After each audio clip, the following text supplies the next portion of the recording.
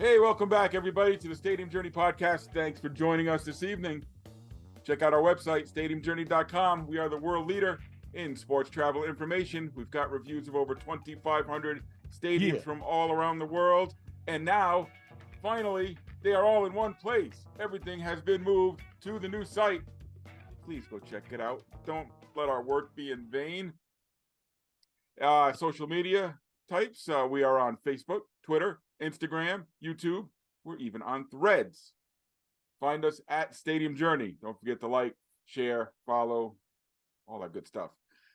To find episodes of the Stadium Journey podcast, get out your cell phone, for instance, type in HIAC Talk Radio Network. Wherever you look for your favorite podcast, we'll be there too. If you would rather watch the podcast to find our video simulcast, check out our YouTube channel, Stadium Journey. And if you want to be part of our studio audience, like our good friends Gregory and Tim and Javi, join us every other Tuesday night, 7 o'clock Eastern at danlaw.tv. All right, before we get started, let me take a minute and introduce the gang. We are all here tonight. Dave Cotney's here. Follow him at ProFan9. Mark Viquez, who is joining us today from Paducah, Kentucky, and I think he's just driving around randomly trying not to get a ticket. Follow him at Ballpark Hunter. The above average comedian Dan Calachico's here. Follow him at DanLaw83. And Dan, it's still going to be okay. And I'm Paul By the Baker. way, Greg said if you're looking for the waterfront and driving to a lake, that's one way to find it. True. Yeah. I may do As that. my 11th grade Algebra 2 teacher once told me, Gregory, you have a magnificent grasp of the obvious. You can follow me at PuckmanRI. Why don't you call you tonight, Gregory? Your name's Paul. I know, he didn't know my name back then.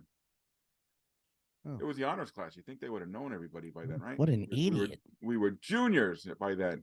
Anyway, it's been a while since we put the journey in Stadium Journey. 4 months or so to be exact, to be approximate. So tonight we are going to revisit some of our favorite road trip destinations from last time we did this type of episode in March to July. So we got a 4-month time window. Mark, since we don't want you to cause any accidents, we're going to let you go first tonight. So tell us about some of your favorite destinations. Thank you. Well, I was hoping to be at Brooks Stadium in Paducah, Kentucky, home of the Chiefs of the Ohio Valley League, one of those old 1949 ballparks that is, has been kept alive through effortless work from the community, but that didn't happen. So I'm going to start with the Savannah Bananas game at Victory Field a couple weeks ago. It was quite the experience. And you guys know that when I go to a ballpark, I walk around, I never sit still. That was not the case here. I was sitting in my seat waiting to see what those wacky banana players and party animals would do next. And it was a wild, crazy time. You have to see it. I know you can check it on YouTube. You can read about it. You can see social media posts. But I was hooked. I would love to see another Bananas game. And I was just impressed about how they handled everything. They're not doing anything different with promotions before and in between innings. But it's that whole banana ball, that whole 2-hour time clock and the scoring system. Unless you're a baseball purist who doesn't like changes, go check it out if you can get tickets. That's probably the most difficult part, is getting the tickets and trying to secure that lottery win. But Savannah Bananas was one of my favorite spots in the last few months. So thoughts? What do you guys think about the Bananas? You said they played in Indianapolis. Did they sell out the place? They sold it out. 15,000 people, 2 straight games. Wow. Is that one of those games where the fan caught the foul ball to end the game? No, that was about a week later. This we had fans catch the ball, but it didn't end the game. Like that was amazing, catching the ball to end the game, and then they bring the kid out to celebrate, and you just can't see that in Major League Baseball, or minor league baseball. The 15,000 people, yeah, or should you? The 15,000 people in attendance was the highest the Bananas ever had for a home game. So don't be surprised if these guys are going to be playing in Major League ballparks within a year or two. Do you think That's they're the going to have goal. enough staying power to grow? Like the Globetrotters don't draw them like they used to because it's been played Well, out. they don't draw like they used to, but they did draw quite well back in the 1960s and 70s. Right. So, So it's got a little staying power, you think? it's got, oh yeah, it definitely has staying power. I talked to a lot of fans our age and younger. They love the Bananas. They don't like baseball. They love banana ball. The kids love it. The kids, I mean, these kids were decked out in banana gear, head to toe. I know they're going to be in Brockton It in was about a truly month, remarkable. and that's only like a 4,500 seat ballpark. So I wonder how packed that place is going to be. It should be packed. I mean, everywhere they go, they're selling out. And like you're right, it's 15,000 people, and then it's 5,000 people at the next ballpark. So they're gonna need a bigger boat. But yeah, the fans buying, there is more people waiting in line to buy merchandise than watching the game at times. The players were very, very accessible after the game, even during the first rain out, because the game I went to was a postponement, which seems to be the theme this year with me. They were very reachable. You talk to them. I talked to the guy on the stilts, Dakota, learned all about him. Why he wears this stilts. It was his parents' idea, So a lot of fun. They're doing something very unique and special. I didn't know what to really think about it at first. I was excited about it, and now that I've seen a game, I'm like, yeah, I'm sold. This is really good baseball, and it's fun and it's entertainment, and unfortunately, not everybody likes baseball like us. So yeah, check it out. If they're playing in Brockton, I don't know if you can get, since you work for the team, if you can get yourself inside for a sneak peek. I'm hoping so because the Bananas control every aspect of their tour. So they don't need any of us except maybe for security or something. But yeah, I'll go in and pretend to be an usher. That is true. I did see a lot of the Bananas. I mean, they had their whole staff up there, but I did see some folks from the Indians who were, helping out. Right. Yeah, I figure they'll need me to do something. Maybe I'll run the scoreboard. Who knows? Yeah, they'll have you do something. You can walk around and, I'll get on some stilts myself. Yeah, get on some stilts. Get on some stilts. So that was a lot of fun. That was probably one of the best games I've seen this year. The other game that I had a good time at was the Madison Mallards game, which they're pretty exciting too. They get about 6,000 people a game for summer collegiate baseball in the Northwoods League. And I went there for the home opener sometime after Labor Day and had a blast. Of course, my car engine blew out when I was driving back. So, all right. Try parallel parking while doing a podcast. It's not easy. So it's all right. That's it. I'm done. I'm parked. So anyway, all right. Let's get back to so Madison Mallards. They play in a ballpark that used to be minor league baseball in the 1980s for the Oakland A's. Nothing exciting, but they have spruced this place up. They made it a party central. They have a beer booth, which is very popular this year. They have fried donuts. Little mini donuts that they sell. They have a duck blind, which, all you can eat, all you can drink, which was one of the first spots I've seen that had that several years ago. And people come out and they celebrate and they have a lot of fun at duck games and Mallards games. So, Madison, Wisconsin is a great place to visit during the summertime because you can watch the sunset. You can check out State Street. You can have a broad or two, check out New Glorious Brewery, a little south of town. And go check out a Mallards game. $8 tickets. It's extremely cheap, free parking. Another place where you go and you just see a lot of excitement. They have a bat dog. They have wacky promotions too. Nothing like the Bananas though. But like at one time they did weird things. Like they had Gary Coleman come up as a leadoff hitter, and he wound up getting tossed out of the game. It was all theatrics, but they would do things like that. They would get like celebrities to come in and not have an official at bat because they don't have college. It's a summer collegiate league, so they don't have those type of requirements. But Gary Coleman said to the umpire, "What you talk about, ump? What you talking about?" Yeah. So like the Madison Mallards, Savannah Bananas, those are two wacky little summer collegiate. Well, they're not, Bananas aren't anymore, but yeah, I had total fun there. And in between the rainouts and the car and wildfires, I also checked out trying to think the last one. I mean, I went to a Cubs game. I think we've talked about the Cubs before. Dayton Dragons. Let's talk about those guys. It's been about almost 8 years. The last time I went to a game is when I came back from the Stadium Journey meetup in Columbia, South Carolina. And a lot has changed in those 8 years. That was 2015. There's a lot of new buildings and businesses nearby. There's a brewery next door, which has a beer on tap called Hank's Cream Ale, $4.50. The Dayton Dragons, I forgot how many people that they sell out. I mean, 815 consecutive. I think that record is still going. That was going thought to I be my read that. question. That's crazy. Yeah. Yeah, the streak is still going, but you could buy a $10 ticket the day of the game. So it's sold out, but you can still buy a ticket for the lawn seats. That's like the Red Place Sox was- whole sellout streak.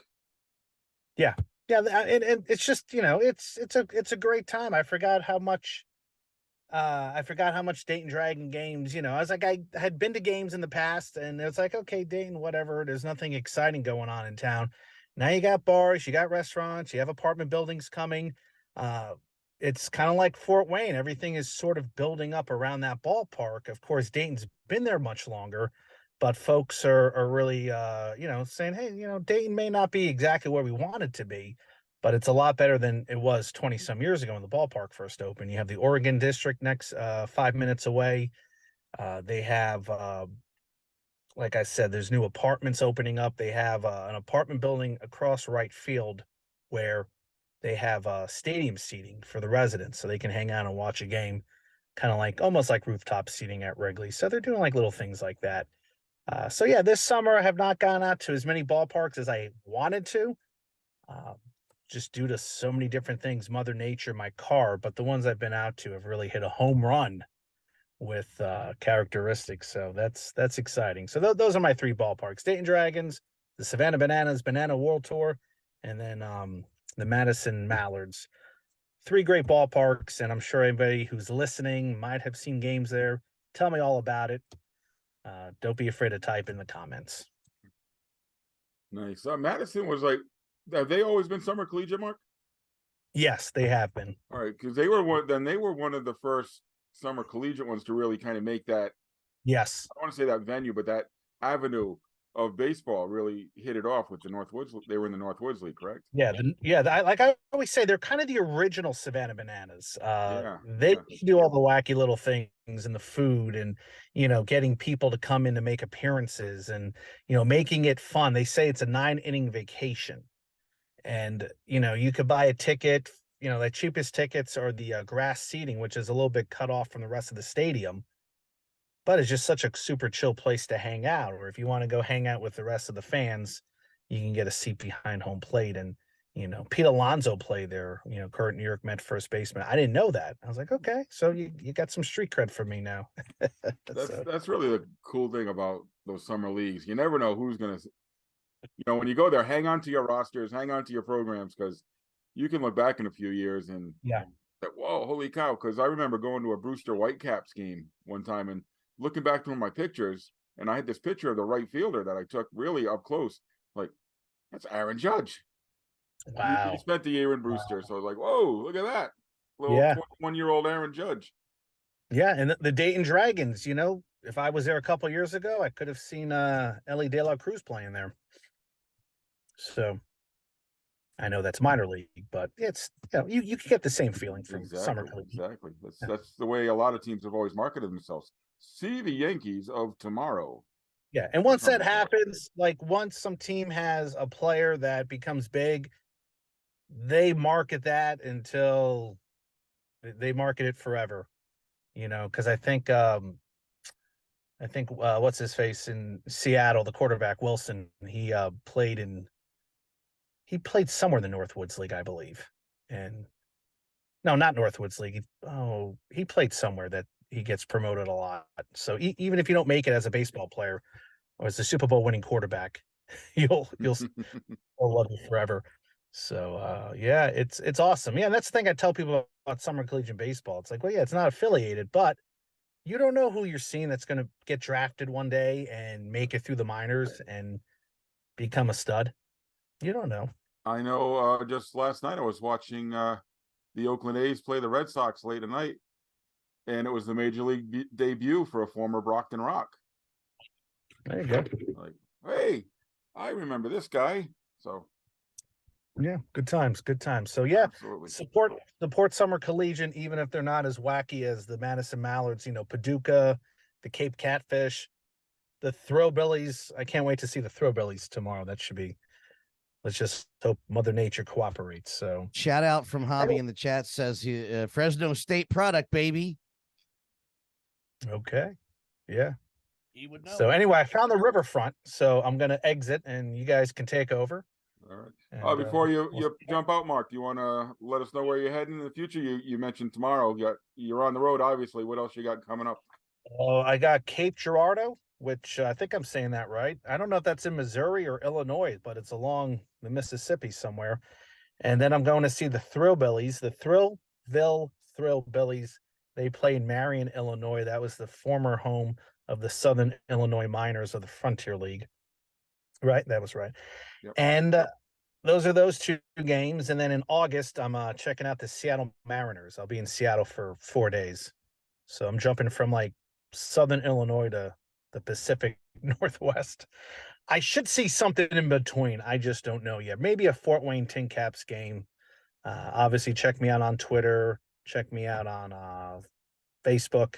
Check me out on YouTube. Just hit 3,000 subscribers. So we'll let you know what we're doing. Or Threads. You Mark. can find Threads now. All right. Well, enjoy your night in Paducah. We'll talk to you soon. All right. Yeah. Take care. Bye, gentlemen.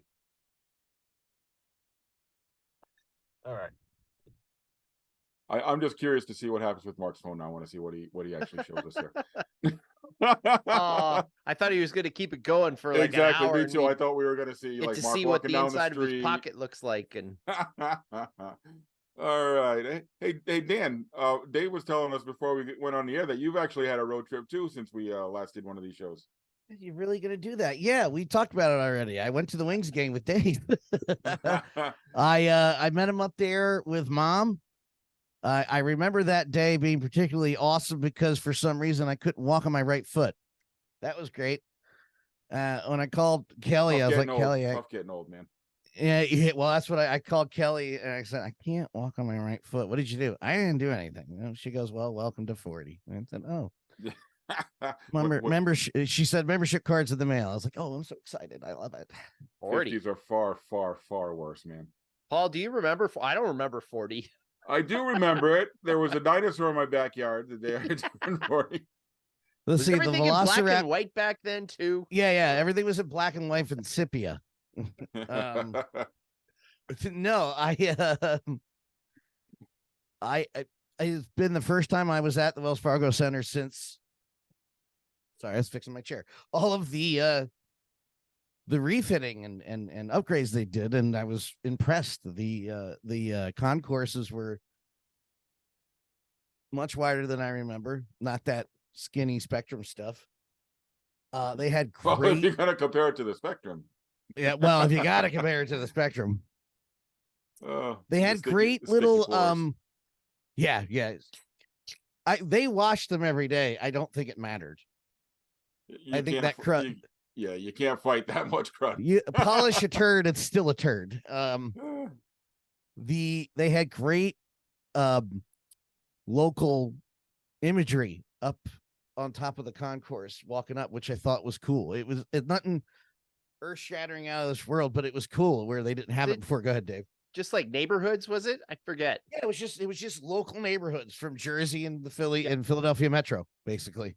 So the Delaware Valley, just naming anywhere in South Jersey, North Delaware, and Philadelphia's. And Philadelphia's Acme's get some shrimps. You know what I'm saying? Get some water ice. And the seats are great. You heard me complain about seats because of my big hips and these big lips. The seats are great. As I said off air, Wingston accosted my mom and she enjoyed it. Never had a mascot come that close to us, and the mascot looked right at my mom, and I said, shit, here he comes. And sure enough, here comes Wingston. Sits right next to my mom, right between my mom and I, and that was awesome. I was excited to go because it was the dog park in the bowl or bark in the bowl or whatever. They were all down behind the glass on the floor. And the last time I was at a dog event at a stadium, it was at, well, I say stadium, it was whatever Fitzner was. And it was Bark in the Park. And I just remember walking Roscoe around the whole place, and all the dogs sniffing each other, walking around the whole damn stadium. And I guess we got away with it because it was outdoors, and if they peed somewhere, who cared?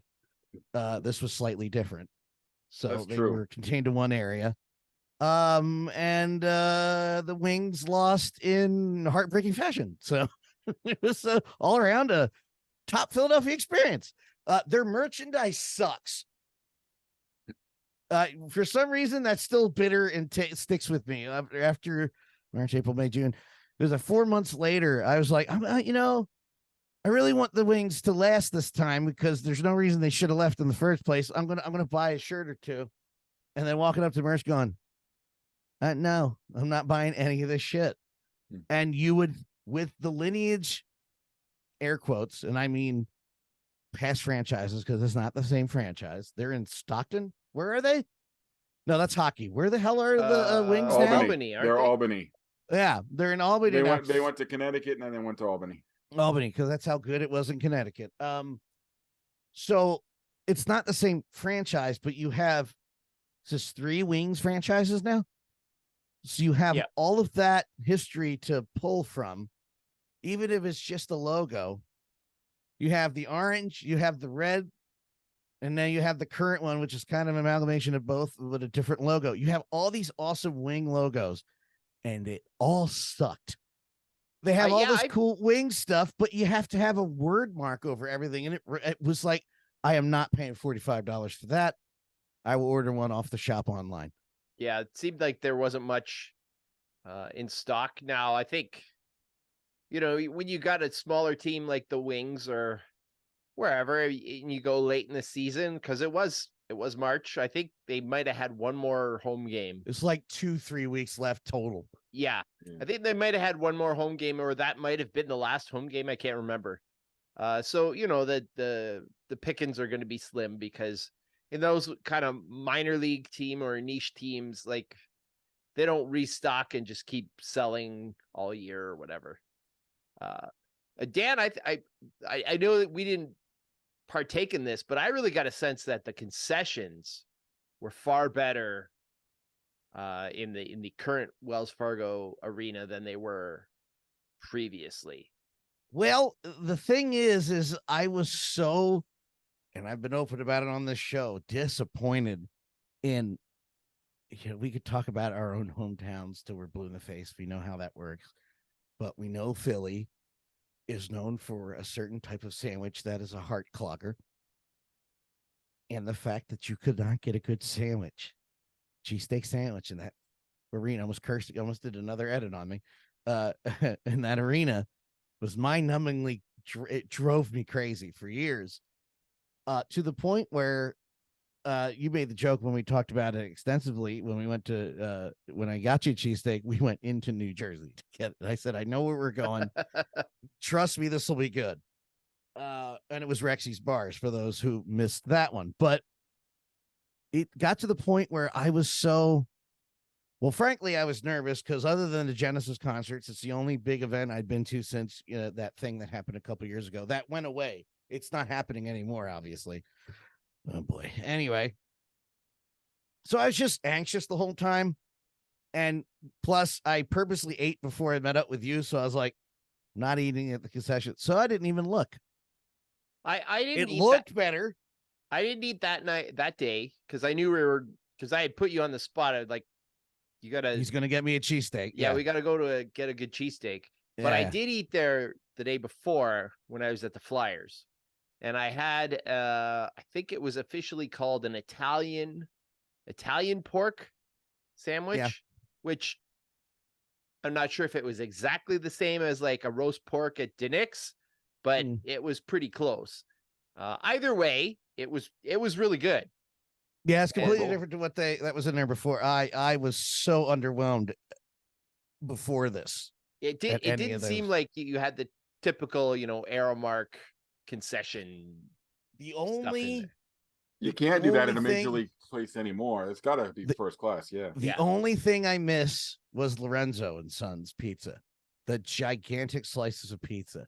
They have a knockoff is insulting. Well, screw them. It's not Lorenzo's and Son. They have a knockoff one, which I'm sure is fine.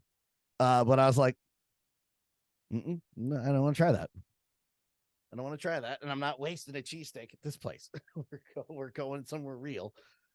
It just, I know Stadium Journey is all about reviewing the entire experience from top to bottom, from ends inside to outside, but I have zero want to ever go to inside concessions ever again, whether it be Citizens Bank, Nats Park, Wells Fargo Center, Capital One Arena. I don't want that food, especially in DC, where it's right there. I would rather go to any of the 4,000 places within that square block before You're going not alone, into Dan. it. I feel the same way.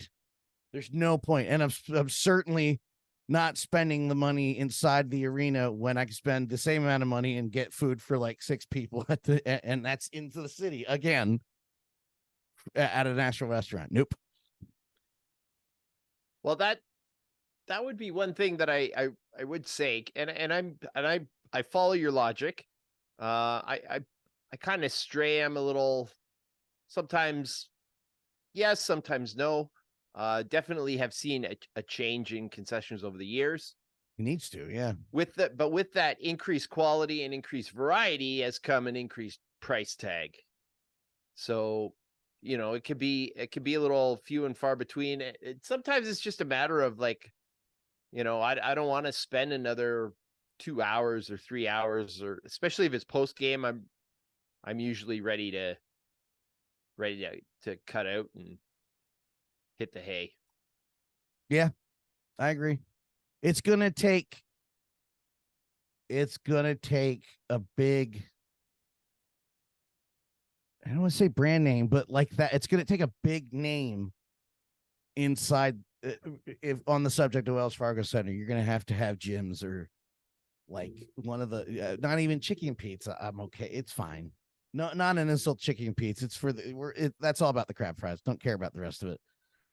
Well, there chicken pizza in there. Yeah, but that's what I'm saying. It's got to be something other than, because that's a good chicken pizza's in there. We can grab something real quick from there. But I need something else in there it's about the money at that point. It really is. Give me Lorenzo and Sons, you sons of bitches. It's so good. All right, so it's like you. Oh, we wait, talk about this hold place on. and then we're I 15 do. minutes. Hey, on a side note, we're talking about food and I'm fat. When I was visiting the family, this is not necessarily sports. This is the travel portion of it. The miles of difference between a Stromboli in where I'm from, or where I live now, and a Stromboli back at home where I grew up is staggering. Staggeringly different. Because I'm like, I had one from a local shop in South Jersey, and I'm like, I'm never having the other thing ever again. There's no point. To the point where when I go visit, I say I need one cheesesteak and one Stromboli in the 4 or 5 days I'm there, and I'll see you in 3 months. Oh, miles away. I cannot understate that. I cannot overstate that enough. Whew. Okay, I'm done now. I'm trying to think. I have this place whenever we're in Central Jersey in New Brunswick. We'll stop and we'll grab a Stromboli. I can't think of the name of the place now though. It's not Are You Hungry? That's the fat sandwiches. But anyway. I don't know, but that's an awesome place name. Yeah. All right. So yeah. All right. Dan's in on the game. All right. Dave, how about you? Where's your highlights from the last few months?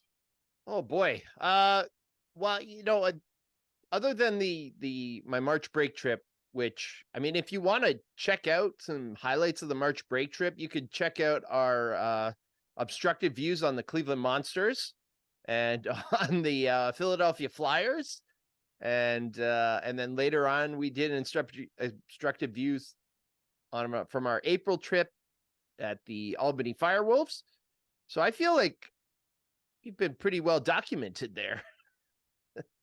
I guess probably one of the big highlights or experiences, I guess it's an old place that I've talked about a fair bit. It's my son's favorite place. That would be Great American Ballpark in Cincinnati, which is the home of the Reds. And we really had a unique experience at the end of June, because on June 30th, July 1st, Cincinnati was bombarded with Swifties. So the Taylor Swift concert was at Paycor Stadium, which is, of course, the home of the Bengals. Used to be Paul Brown Stadium. That's just kind of up the road. And it's actually very well developed, because the ballpark has maybe about 6 blocks in between it and the football stadium. And that 6 blocks is now very well developed. There's no construction or anything anymore. There's the National Underground Railroad Museum, and then there's a whole host of bars and stuff. When we were there were a ton of little pop-up tents that were selling sparkly things, and you could get yourself all sparkled up for the concert.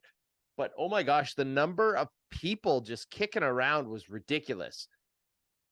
There were probably about 2,000 people standing outside of the football stadium for the concert. They learned from Detroit, which was like a few weeks previous, and there was like something like 100,000 people downtown or whatever, because there was a Tigers game plus the concert at Ford Field. So we thought we had it figured. The concert's going to start at 6. It's probably going to be done at 11. The Reds game's going to start at 7. It'll be done about 10. It'll be perfect. Well, the Reds are like, well, we've learned from this, so we're going to start the game at 5. So we had to be there early, which we were. Went and did the Reds thing. Now, the whole time I got the wheels turning, and I'm like, oh man, what am I going to do after the game's over? Because the concert will have barely started.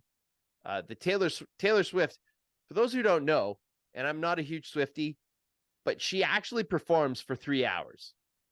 So there's like the opening band and then a little break or whatever. And then she comes on and does a full 3-hour set. And so that's usually about 8 to 11.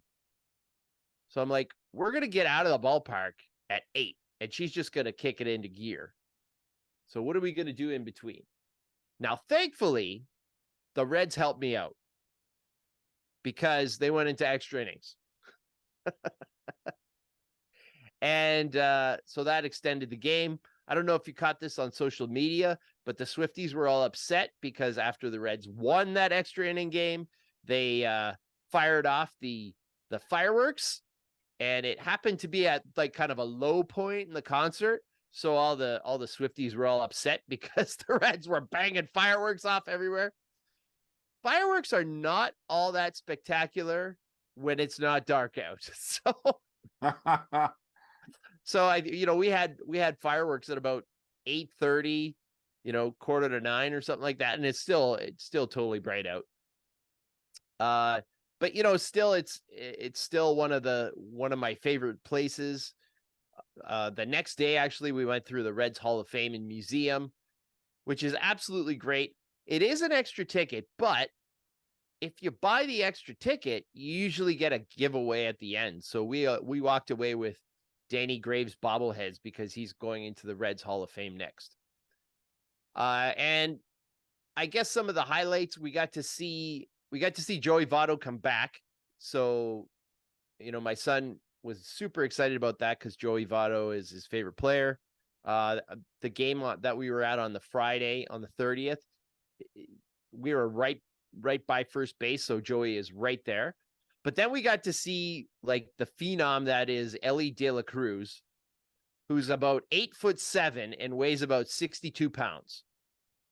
Like, He's got this massive strike zone, but he is so skinny. But man, is he exciting. The game that we were at, he hit a double to drive in the tying run. Then the next guy hit a single, and he comes raring around, head first slide at home. Everybody thinks the game's over, that the Reds have won. The umpire calls him out because the catcher had blocked the plate and he never touched the plate. But yeah, honestly, it was great to see the Reds having an exciting game. That the attendance was much higher than it normally has been in my experience. So, we had a really great time with that. And we actually found my wife and daughter fairly decently. It wasn't too difficult. It was supposed to rain like crazy that night, but it didn't for some reason. Somebody was smiling on us.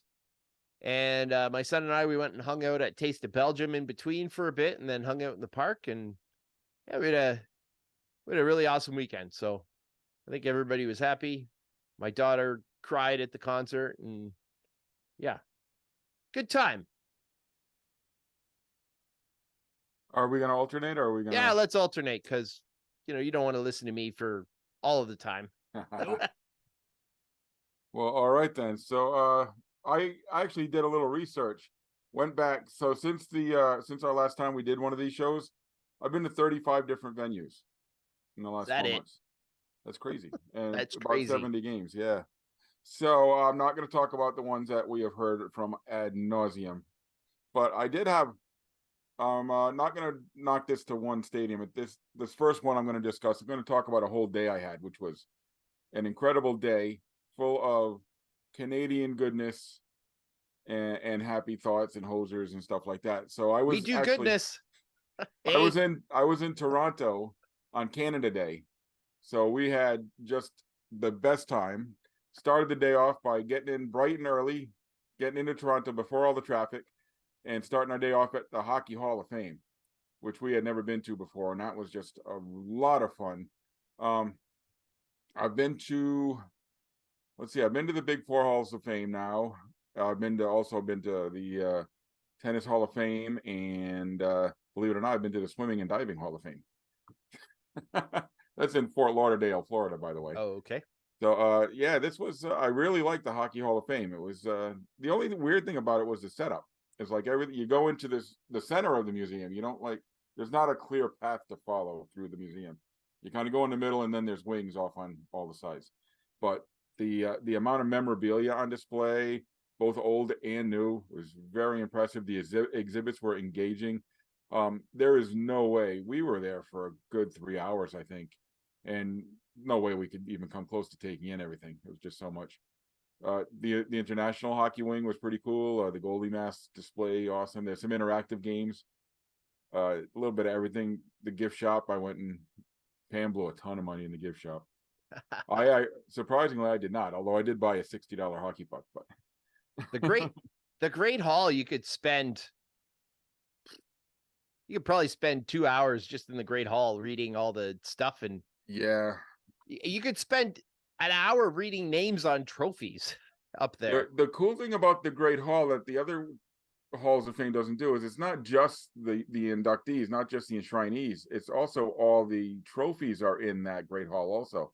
So in addition to having all the Hall of Famers and their plaques, which are not done as impressively as baseball or football in my mind, but then you got the Stanley Cup sitting right there. And you got the Norris Trophy, and you got the Hart Trophy, and you got the Lester Pearson Trophy, and you got the Vezina Trophy. And so that's all really cool. And then you can go into this other little vault where the original Stanley Cup was held, and they got some of the bands in there and stuff. So it was, yeah, it had the proper respect and awe for the greats of the game, I think. The cool thing for me is that Ray Bourque and Cam Neely are side by side. Nice. In the display. So for a Bruins fan, that was pretty damn cool. And vault, you pegged it right, because that used to be a bank. Right. That building, it was an old bank, and I don't know what that was, like the vault where they put all the money at night, or where they put the safe deposit boxes. Mm-hmm. That's where they have like the old rings that they've taken off the Stanley Cup, and the original The original kind of cup and whatnot, and it's all in there. Yeah, the original just bowl is in there, sitting in there. Yeah. So yeah, really neat. Trying to think of what else. Did you get your picture? No, because I wasn't paying $10. I've already got pictures of me with a Stanley Cup. What?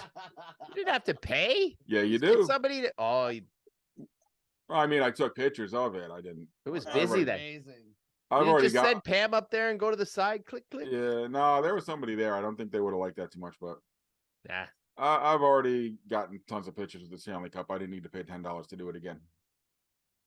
Yeah, I was taking enough pictures that day anyway. So we did that, and that was, if you're in Toronto, if you're a hockey fan, definitely do it. It wasn't super expensive either. I don't remember what we paid, $25 Canadian, something like that, which is like $1.92 American right now.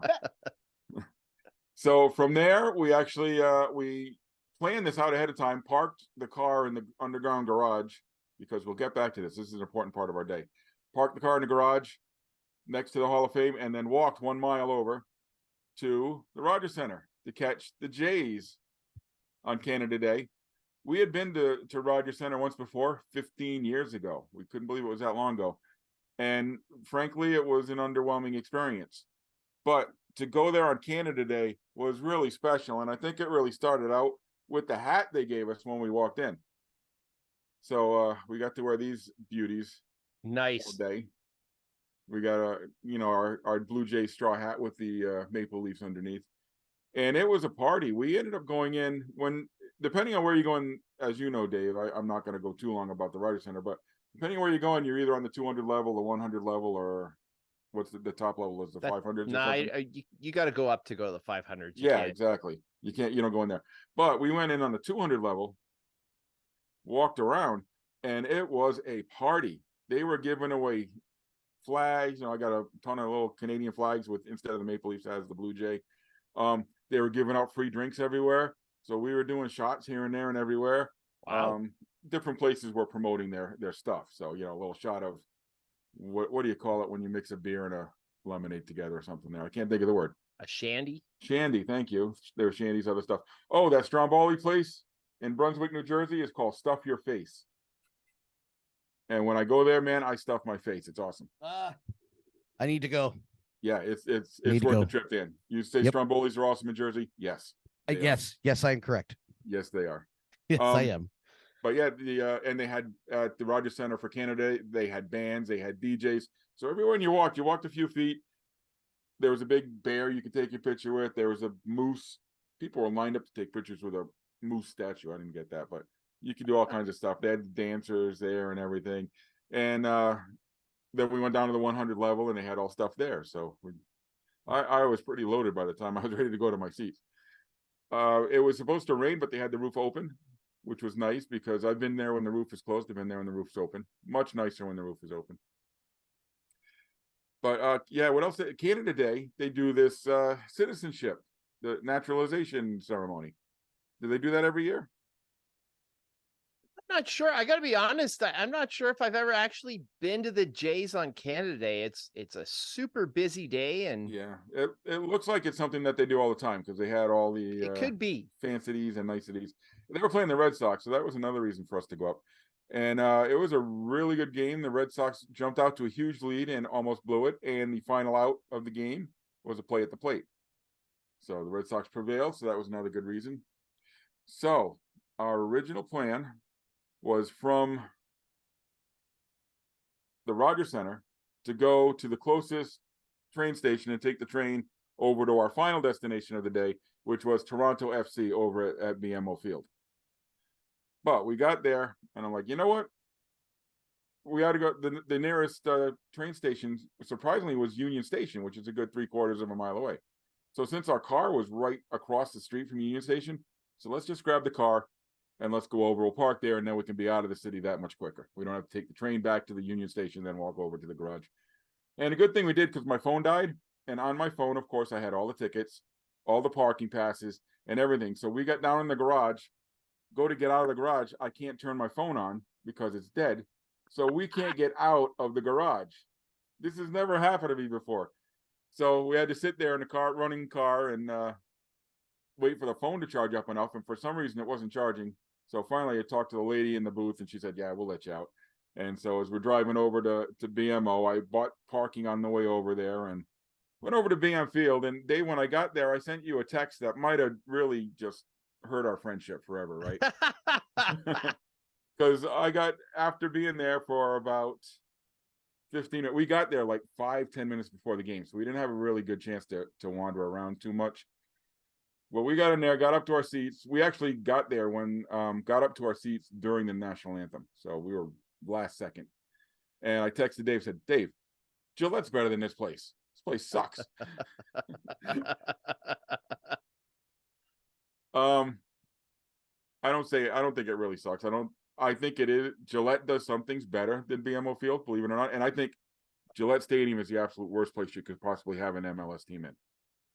Yankee Stadium's got to be worse. Yankees, well, yeah, it's on a par. It's a little half a notch above Yankee Stadium. But I think I was expecting it to be more like Minnesota was when we went there last year, Allianz Field.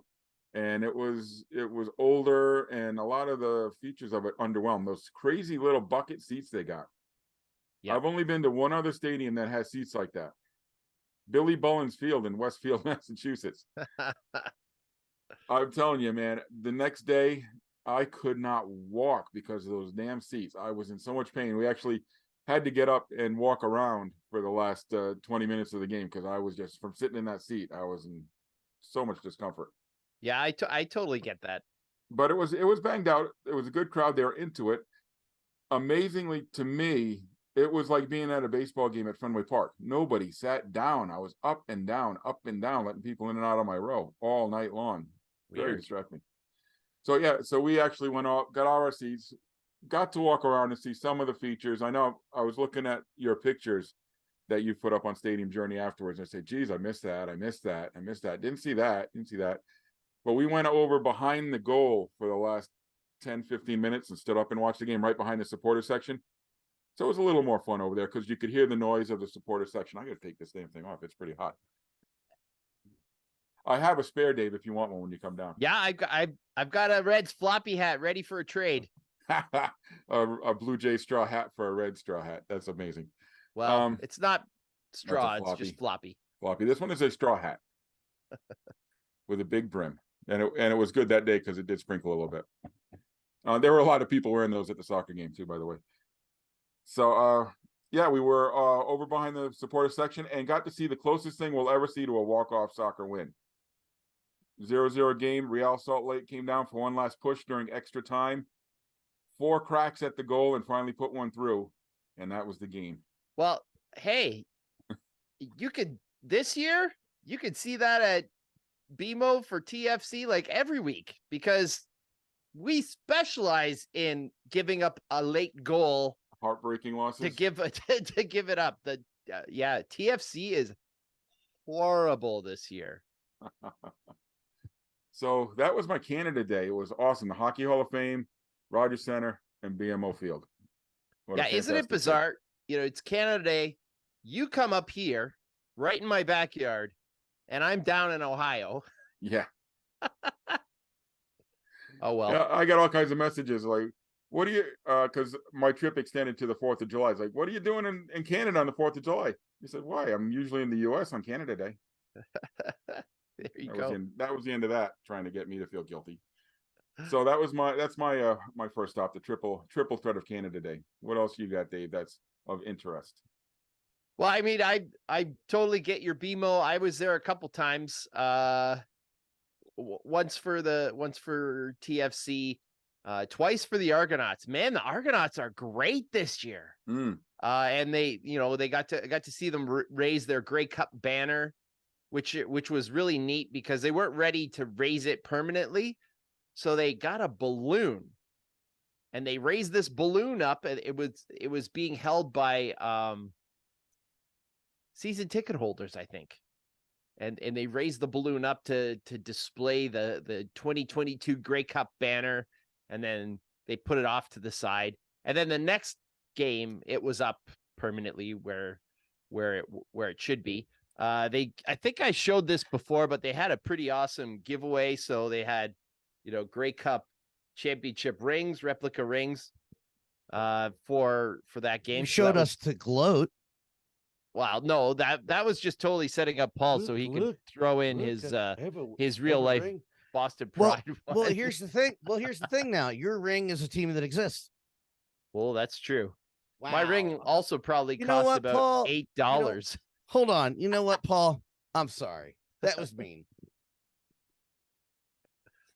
Oh, great. He's silent. That's it. I'm dead. There you go. Did we lose Paul?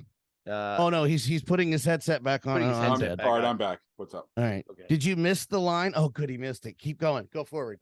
I don't think he missed it. I I said, think I threw Paul, everything down in disgust. I said, oh, you did. Oh, see, I missed that. No, yeah, I'm kidding because I'm still pissed about that and the fact that we haven't heard anything about that. That's for another episode. Check it out at stadiumjourney.com. Go ahead, Dave. Pride's back in play, by the way. What? Excuse me? That's good. The Pride are back in play. One of the cities being considered for a team.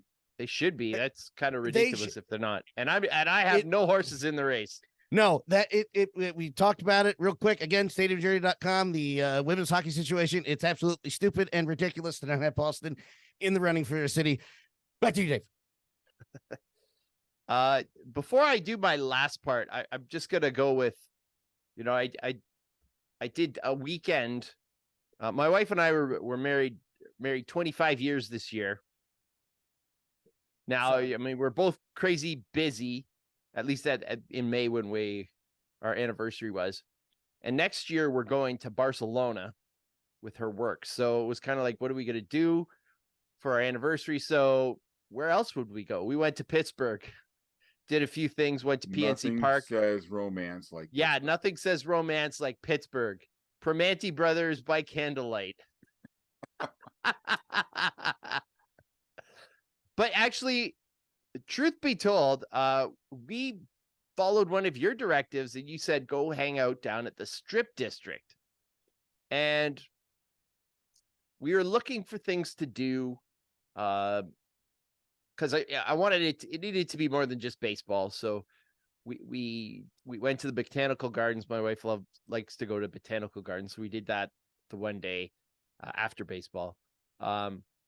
But the one morning we went out and hung out at the Strip District, and it was a really cool little area.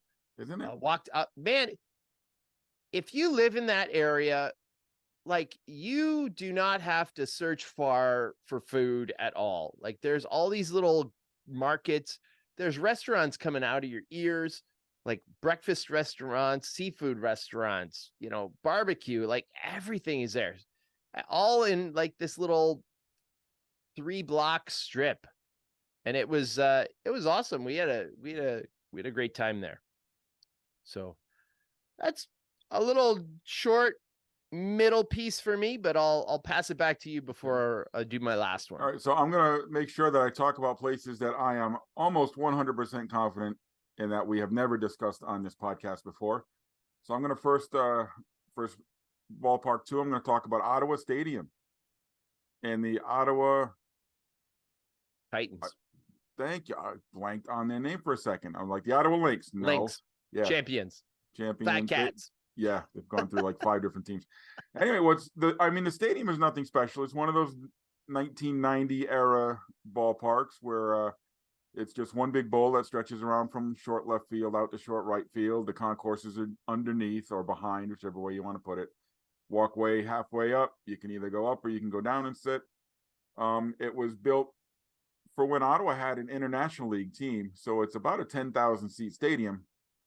And they draw probably about 1,300 people a game now in Ottawa. So for the Frontier League, it's way too big, but it's great to be seeing it still used. Today, Ottawa's a big enough city. They should have a team somewhere. And it's not far from the downtown. So that was pretty convenient too. Our hotel was right across the parking lot. Couldn't get any better than that. So we parked at the hotel and then walked right over to the ballpark. Memorable things about Ottawa. I think my middle section is going to be pretty sparse as well. The one food item that stood out, I don't know, we had these giant hot dogs that really weren't that great because we were holding out for hitting up some brew pubs in downtown Ottawa in the By Ward district afterwards, which is outstanding. Yeah, you could get this giant hamburger that had it was made of 4 hamburger patties, cheese, 2 hot dogs, chicken fingers. It had like 17 different items on it, and you could buy it for the low price of $60 for this hamburger. That was at the ballpark? Yes, yes. Wow. I put it in my review that's up on the Stadium Journey. I think it was called. Well, the team is the Titans, so it was like the Titanator or something like that. But yeah, and they had ice cream and they had the mini donuts, and it's Canada, so you can get poutine. What impressed me about all the ballparks I went to, Rogers Center and Ottawa, and the one I'm going to talk about last, is that they all offered poutine, and none of it looked like garbage ballpark poutine. You know, like it was made with pride. It had solid. Doesn't decent all French poutine fries. look like garbage? After a few minutes, man. yes. But I it mean, had, no. I mean that, Dave. I mean that in the nicest fat boy way possible, because pork roll looks like garbage. no. But what I'm saying is, like when you get a burger at the game, it doesn't look like a gourmet burger. It looks like it was just thrown together by somebody who could care less. And As they a charge you burger double should. price. Yes. But Agreed. the poutine looked like it was skillfully and carefully crafted. It didn't just look like, all right, we'll throw this in there, throw this in there. Much like the wildfire smoke from Canada, they do it with care. Exactly. We were worried on this trip we went to, because our first night was in Buffalo, and it was so smoky driving through New York State. We thought the game in Buffalo was going to get canceled, and we're like, all right, is this whole trip going to be like this? We're going to be sitting in hotel rooms because we can't go outside because it's so bad. Guys, But it cleared up nicely. you know where you know how far south I live. The smoke haze is covering the mountains. Yeah. And I'm like, well, it's Canadian. At least it's clean. I guess we're lucky those fires are far enough north where there's not a lot of people there. That could be. Hey, you know what, guys? Everything's fine. Global warming is not a thing. Go back to watching American Ninja Warrior. It's fine. No worries. So yeah, so that was Ottawa Stadium, and it was a milestone stadium for me because it was my 200th ballpark visited. Nice. So there you go. So I've got that going for me. Did you have So- like bells when you walked in? Like, Which is nice. Thank No. you. Thank you. You got it. You got it. I was gonna make a sign that said 200 and pose with it, but I forgot. So I just put Everybody's gonna be like, I who? just put 2 up. Huh? So there you go. That's Ottawa Stadium. So Dave, what's your third noteworthy venue of the spring trimester? So recently, you know, having a bit of a life shift has sort of dampened my travel a bit. So I've been branching out a little bit more locally. And I've discovered, well, I don't know if I discovered it. I already knew it was around, but I just never experienced it. Junior lacrosse. So in Ontario, we have the OJLL, the Ontario Junior Lacrosse League, and they boast themselves to be like the top feeder league into like the National Lacrosse League. So guys who are playing in this, I mean, think about it like the junior hockey equivalent of lacrosse. So a lot of these guys are hoping to get drafted into the National Lacrosse League or maybe translate that into a scholarship in South, but you know, that can be a little bit challenging because you're talking about 2 different games essentially. Is college lacrosse a big thing in Canada? No, not at all. Because it's field lacrosse is not a huge thing up here at all. That's right. Well, that's because your field season is about a month and a half long. That's right. Basically, yeah. So recently I've been to 3 spots for junior lacrosse. So we've had a team in Kitchener-Waterloo forever. I knew people that played on it. I've never gone to see it. They used to be the Kitchener Braves, Kitchener-Waterloo Braves. There's a rash of name changes that are happening in lacrosse, where just about everybody every team who is not directly linked with an indigenous tribe or group is changing their name to get away from indigenous names. So Kitchener-Waterloo, I feel, is in a bit of a transition because it's just the Kitchener-Waterloo Lacrosse Club now. Not very interesting. I did go to see the Oakville Buzz. They play at the Toronto Rock Athletic Center, which is in Oakville, it's like a kind of rich suburb of Toronto, between Toronto and Hamilton kind of thing. And the Rock built this as their training area where they practice and whatnot, but it's really been kind of a boom for lacrosse in the area. Actual, lacrosse arenas, no ice. They have carpet instead of like the concrete floor. It's really, really lacrosse focused. They actually have a lacrosse field outside, turf field, which we don't have a ton of. So, very kind of new vibe. It's like built in 2018 or something like that, 2019. Very new. But I did a double hitter, went to see the Oakville Buzz, and then I went from there to a part of Toronto called Mimico. Now, Mimico was a village that was swallowed up by the city of Etobicoke, which was eventually swallowed up by the city of Toronto. And the history of this place, they have this long lacrosse history for what are now called the Mimico Mountaineers. There's a famous Conn Smythe story. So Conn Smythe was a World War II veteran, and he led a brigade made up entirely of guys who played on the Mimico senior lacrosse team. And he said it was the greatest battalion or whatever he could have possibly, asked for. But they played, this is the junior A team, and they play in this Mimico Arena, which is like an old school hockey barn. No AC. It was hot. But the vibe in there was off the charts. It was packed. Now, junior lacrosse gets like almost no love, but there were probably about 1,200 people just totally packing this place. There was a bunch of like rowdy teenagers kind of behind the net, and they're banging on the glass in like standing room area. But all the stuff that I love, old pictures, old trophies. They actually had their own beer. They had Lax Lager in this kind of little crow's nest bar area. So yeah, but it just a totally different vibe. Like I went from Oakville, which was kind of, it was neat. Everything said, Toronto Rock. It was new, a little bit stale, to this old school arena. Parking sucked. People snuck out during intermission to like probably go to their car and have a beer or whatever, and sneak back in or whatever. The concessions there just really bizarre. You expect like snack bar, right? Dogs, drinks, popcorn, that sort of thing. They had breakfast sandwiches. They had back bacon on a bun.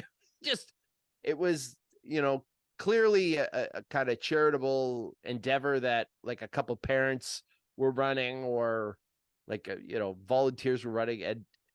But yeah, just totally different atmosphere. What I would have totally expected for like old small town hockey, but in this, I'm pretty sure that they have ice in this place in the winter, but banners everywhere. It was just pretty amazing. And it was the playoffs, and they played Whitby, and they eliminated them from the playoffs, so they're moving on to the semifinals. So that's it. Mimico. We are going far off the beaten path. Mark's in Paducah. You're talking about Mimico. And for my final venue, I'm going to venture up to Trois-Rivières, Quebec, to talk about Stade Kilarama. So, Kilarama is like the most non-French word ever. Exactly. It's a bowling it's a bowling and entertainment center. So I guess I'm assuming it's got like arcades and stuff too. So yeah, we polished off our trip with a day in Montreal and then a day up in Trois-Rivières. And I'm thinking, don't worry, Pam, I took 4 years of French in high school. Then I got to Montreal and realized Not that I same French. I don't know how to speak a damn lick of French. So it's funny when you go up to somebody there, that both those cities are very bilingual. So everybody spoke English just fine. So if you went up to somebody and I said hello, they would speak to me in English. But if I went up to them and said bonjour, they would start speaking French. And then, of course, I would get this deer in the headlights look. And then invariably the waitress or whatever would say, English? Yes, please. But anyway, Stad Kilorama, built in 1937. And it looks every minute of 90 years old. Trust me. So one of the unique things about where this ballpark is located in Trois-Rivières is it's located in the middle of a Grand Prix race course. So Trois-Rivières has this Grand Prix race every year called the Grand Prix de Trois-Rivières. Well, that makes sense. And it's been going on for since the 70s, I believe. It's not a top level Formula One race. It's kind of like a minor league Grand Prix race, but it runs around the grounds of where the stadium and the old hockey rink. Now the Lions of the ECHL also play in Trois-Rivières. They don't play in the old hockey rink right next to the ballpark. They play in a brand new rink that's a little closer to downtown. But anyway, the race course goes by there's a horse race track and a community swimming pool and a hockey rink, and the baseball stadium runs past those, goes down a hill, cuts through a big cemetery and around and up, back and up and around. So you can actually drive your car on part of the racetrack, and if you look over to the side, you can see all the tire marks all along the wall. So that's pretty cool. But then you go into this old stadium, which has this, it seats about 4,000. We're talking independent Frontier League baseball here. So Eastern Canada has Ottawa in this league, and it has Trois-Rivières, and it has Quebec Capitals in this league as well. So Eastern Canada is pretty well represented in the Frontier League. You go in this 4,000, 4,500 seat ballpark. It's got one little lobby. In this lobby, you got the concession stand, you got the bathrooms, you got a bar, you got the merchandise stand. So it is packed, and you can kind of venture off to the sides and go up these steep ramps, and then you're in the ballpark. Best way I can describe this ballpark is, for those of you who have been to McCoy Stadium, it had a very, very McCoy Stadium feel to it, which makes sense when you think about it. It was built in 1937, which is about the same time McCoy Stadium was built. So it's got the roof that overhangs the seating area, and it's got posts. So a lot of your seats are obstructed view because you're sitting near a post or behind a post. So getting around this ballpark was kind of weird. You come up, you're on the main concourse. There's some seats down in front of you, not very many. Most of the seats are up behind you. So you have to go up other ramps or other stairs to get up to your seats. But then you go up a stair, and this happened to me more than once. You go up a set of stairs, and then there's a railing in front of you. So you got to go up the stairs, and you got to take a left or a right, go up another set of stairs, take another left or right to get to your seats, depending on where you want to go. So it's a really, the accessibility wasn't the best. It was a stadium built in the 1930s. So getting around it is not its strong point. If you don't speak English, you're not going to understand the PA announcer because he does all his announcements in French. So I now know how to say things like third baseman and shortstop in French, but I've already forgotten, so I don't know anymore. My baseball French is not so stellar. My hockey French is a little better. Yeah, the only thing they did in both languages was the numbers, and unfortunately, that was really one thing I did remember is how to say numbers in French. So I didn't need that help, and that's where I got the help. They had a nice long ceremony for something. I think it was for 25 years. They trotted out a whole bunch of old time Eagles guys. Trois-Rivières was the site in the 70s of the Cincinnati Reds AA farm team. So guys like Ken Griffey Sr., Dan Dreesen, guys like that went through Trois-Rivières at that time. So they had a bunch of old timer guys back for some kind of ceremony, as well as the Frontier League Eagles. I couldn't think of the name of the team for a second. So they've been around for about 10 years. They started in the Can-Am League, and now we're in the Frontier League. So Trois-Rivières, a place I know we have not talked about here on the Stadium Journey podcast. It was a really cool place to go. If you're deciding to go to Trois-Rivières and then venture another hour and a half up the road to Quebec, the two stadiums are carbon copies of each other, is what I'm told. They're both identical, built at the same time, built with the same plans, and very much similar. So I had a good time. One of the coolest things is a few rows up behind me, we found some nice seats on the first base side where we could spread out a little bit and nobody came and encroached on us because we were sitting not behind poles and stuff. There was a up in the back of the seating bowl, there was this deck that they had built with seats, and you know how you turn kegs into tables. They had all that stuff, and they had a beer vending machine up there. So there was about 12-15 guys. It was filled with those 15 guys, and I'm guessing they sit there every single game, and they use the beer vending machine. It was like their own private little place. It was pretty cool. I wanted to join them, but I could not join their party because I did not speak the language. So I enjoyed my time in Trois-Rivières, and then we went back down. And getting through the checkpoint back in the United States is much easier in Vermont, in Newport, Vermont, than it would have been where I crossed into Canada in Buffalo. Yeah, much quieter border crossing. Yeah, in Newport, Vermont. Yes, it took us about 15 minutes to get through. So that was nice too. So those are my 3 unique places for the last 4 months. Anything else to add, gentlemen, before we sign out? All right. I know we went a little bit long today, so we apologize. Thanks for sticking with us. And thanks everyone for joining us. Thanks for listening. Dan, where can our listeners follow you? Dan Law 83. Hold on. Dan Law 83. Mark is not with us at the moment. Are you still in Paducah, Kentucky? Woo-hoo! You can follow him at Ballpark Hunter on all the social media channels, including the brand new Threads. We all jumped on that first day, I believe. Dave, you got anything planned? And where can our listeners follow you online? Follow me online, Twitter, Instagram, Threads, YouTube at Profan9. Not much coming up this weekend, but next weekend I'm heading east. I'm convention bound, so Stadium Journey Convention next weekend. But I will be stopping New Hampshire Fisher Cats on the way, then going to check out the future Banana Ball announcer at the Brockton Rocks. Maybe no, I'm not a Banana Ball announcer. No, they got their own guy to do that. Well, you could. He's the Brockton Rocks announcer. You could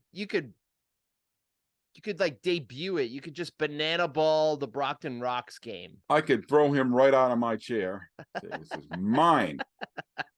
Got a promo on him like a wrestler. That's it. That's it. And then Worcester Red Sox for the official Stadium Journey convention game. And then on the way back, heading up to hang out with our pal Tim Capper, because I'm heading to Percival Molson Memorial Stadium to look for some touche, because it's the Montreal Alouettes.